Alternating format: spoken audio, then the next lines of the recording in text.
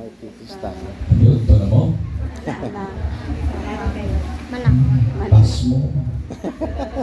Makigsunan ko din ni Kristo, matod pa ni San Pablo sa unang pagbasa, ang timailhan sa sa mga timailhan ni ini, mao kabalo nga mutabang ug naay kinaiya nga matinabangon. Kining pagkamatinabangon, usa ka Diyos nung kinaiya nga magpakita kung nagpaila ka nato nga kita mga Kristohanon. Ang pangutana mao kini, kinsa man agunon o kinsa ang angay na mutabang.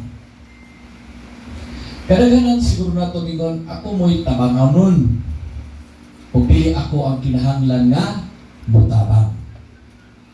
Pero isip mga Kristohanon, angayan natong pamalandungan makaigsuunan, ang mga tao nga matinabangon dili nagpasabot nga dili sila tabangonon.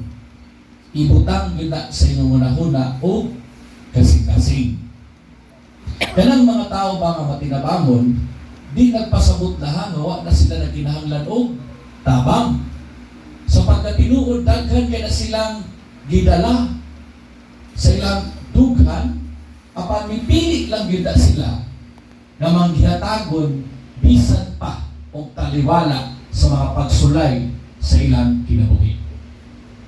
Gano'n man, man niya tumuna-una agad, basta matinabangon ang tawhana at maayok, kuha na siya ng daghan maguna sa kwarta, daghan maguna siya ang kapasidad, dili. Dako na gina sa kasing-kasing o manggiluyon.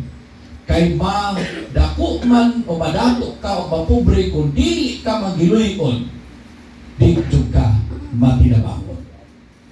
Nasabdan? Taga na ito ihimplo aron mas masabdan pa yun. Si Brother Sano, nailan na ito na ang matinabangon na pare, di ba? Pero ayaw pagtuo nga si Brother Sano, wala na siya na ginahanglan og tabang. Perting naghanaan anyang giyang mismo nga panginahanglan. Apan sa diha nga mga tao nga muadto dito magpatabang, nagkanaiya na lang unsay mga rason, dili na siya balibad o kaha muhatag na siya depende sa iyahang kapasidad. Muni pasabot daw magsunod ni Kristo, dili ka ng mga tao nga matinabungon, wala na sila problema. Kundi kasing-kasing na nga kamaong maluoy sa iyang isig ka tao. Kaya una-una ko natugod, kita may tabangunon, kita may naginahanglan, kana mga inganang kinayaha, dili ka kamaong maluoy, dili ka kamalumong tabang. Kaya magsige lang kag guna-huna sa imong kaugalingon. Sa pagkalaktod ng pagkasulti, kitang tanan tabangunon, kitang tanan nagkinahanglan, apan taliwala unta nato makalistanan, makamautang maluoy o mapaambit, magamay magmadako adto sa uban. Dili ba? Soko mo? Bako na kong tingog ka, kaya pati mo daw kaon. Pananglitan, kaya itong gibuhat karon ka Santos nga misa, huwag kahuman ang inaamoy lamisa, no? Ako no, kaganahan ko aning pista nga segunda patron. Nga naman, sa pista god nga kanandako, kapag nga pista, maglain-lain ta.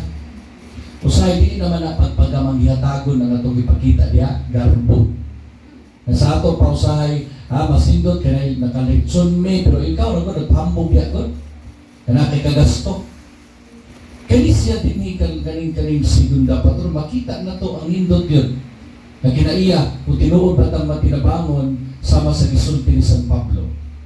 Unsa man, upaambit ta sa unsay naa nato, wagamay mo madako. No, kanikaman to, gaminagmay ko.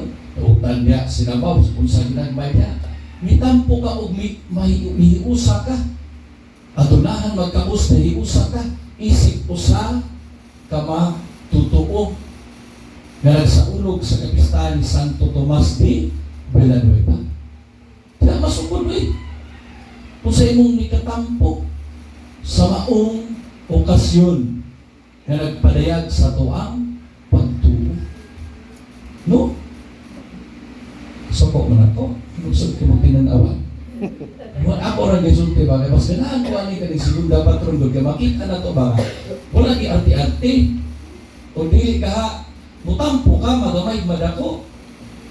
Kay usa naman ni, tanaw na to ba? Mangaon ba mo sa ikaon, pagkaon diya sa kadaghanan? Umudala baka, paambit baka, hindi na baka mag-tindog na diyan, wala kayo na baka makutabang, huwag ikakalimpyo sa pamilya, huwag ganit ka mutabang din sa pagpahimutang.